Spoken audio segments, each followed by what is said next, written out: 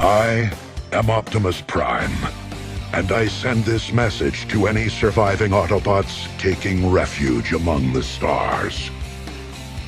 We are here. We are waiting.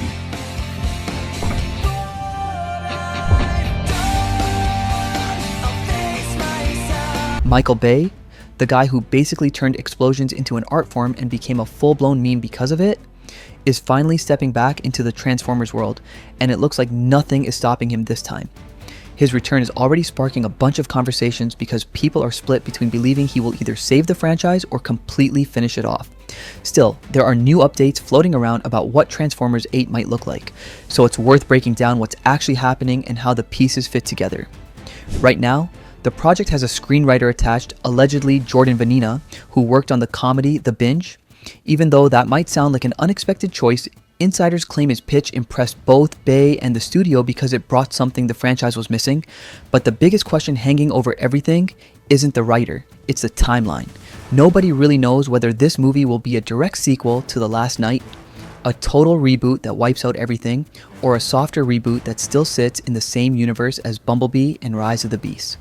Paramount supposedly has several scripts moving forward at the same time, so Bay's project is only one option on a table that seems to be getting crowded.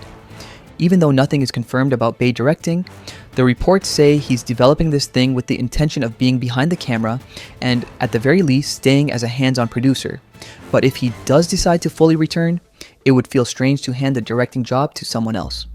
Considering the chaos behind the scenes, the rumor that Paramount faces a deadline to get production rolling by 2029 so they can hang on to the film rights makes his potential return feel more important. It puts Bay in the position of being the guy who jumpstarts the franchise again, maybe directing one more massive entry and then sticking around as an advisor. For years, one name has been whispered around Transformers circles: Unicron. He's the one villain fans have wanted to see fully unleashed because he isn't just another power-hungry robot. He's a cosmic-level planet eater. His size alone makes Megatron look like a minor problem.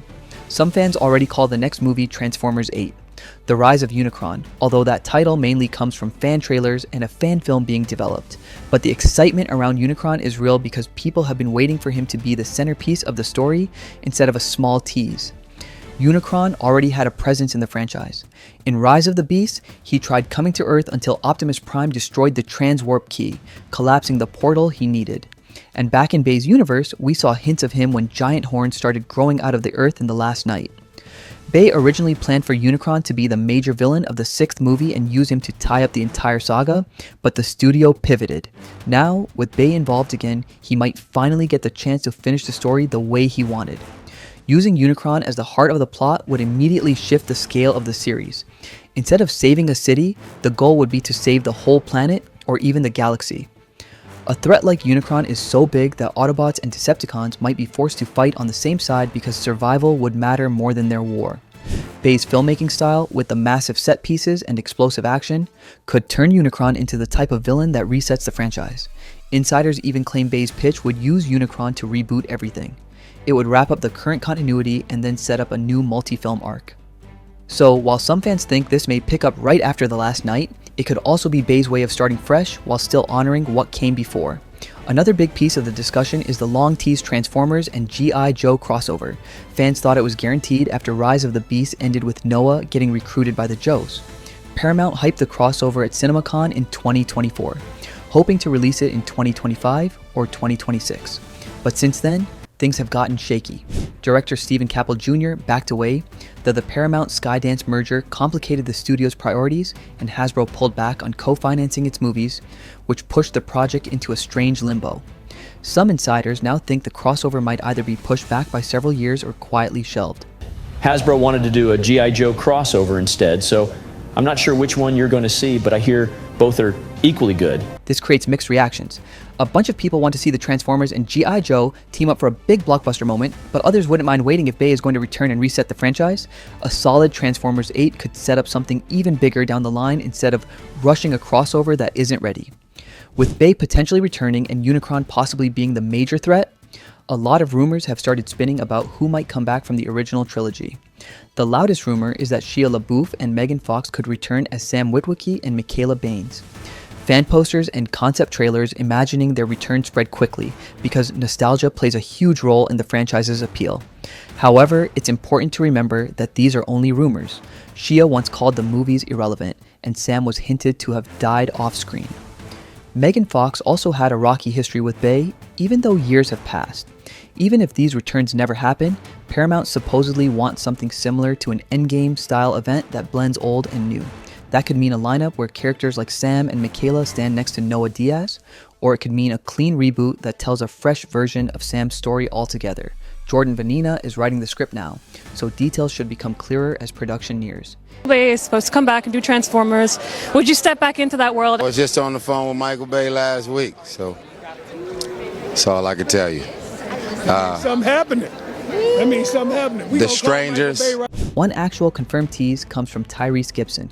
He played Epps in the first 3 movies and recently said he was on the phone with Michael Bay. He wouldn't share details, but the implication is clear enough.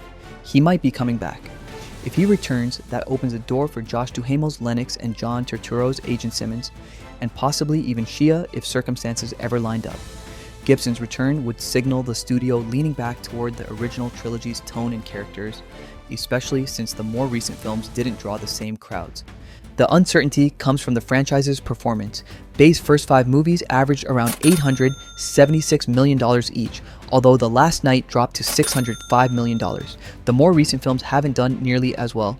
Bumblebee made $468 million, Rise of the Beast made $441 million, and the animated Transformers One only reached about $129 million. The money gap shows how far the franchise has fallen from its peak. This is why people say Bay will either save Transformers or kill it for good. Because he's still the biggest name connected to the brand, his return could bring audiences back. But if the movie underperforms, Paramount might finally shelve the franchise because these films cost too much to make. Bay once delivered billion-dollar hits, but the failure of The Last Night shows he isn't invincible either. The question now is whether time away has made fans hungry for his return or whether the franchise's reputation is too damaged. The next live-action Transformers movie is already shaping up to be a big moment for the franchise because it sits right between excitement and a bit of uncertainty, especially if Transformers 1 doesn't get the sequel it clearly deserves. Chris Hemsworth delivered a strong take on young Optimus Prime in Transformers 1, and it really worked because the movie let him explore a side of Optimus we don't usually get to see. But now, with Transformers 8 leaning into that long-planned Transformers and G.I. Joe crossover, it looks like Hemsworth might be jumping into live action as a completely different character instead of returning as Optimus. And even though that idea is fun, it also creates a bittersweet situation for fans who wanted more of his animated version of Prime. Transformers 1 earned high praise, and its story leaves plenty of room for more because the movie captures Optimus and Megatron before they became the legends everyone knows.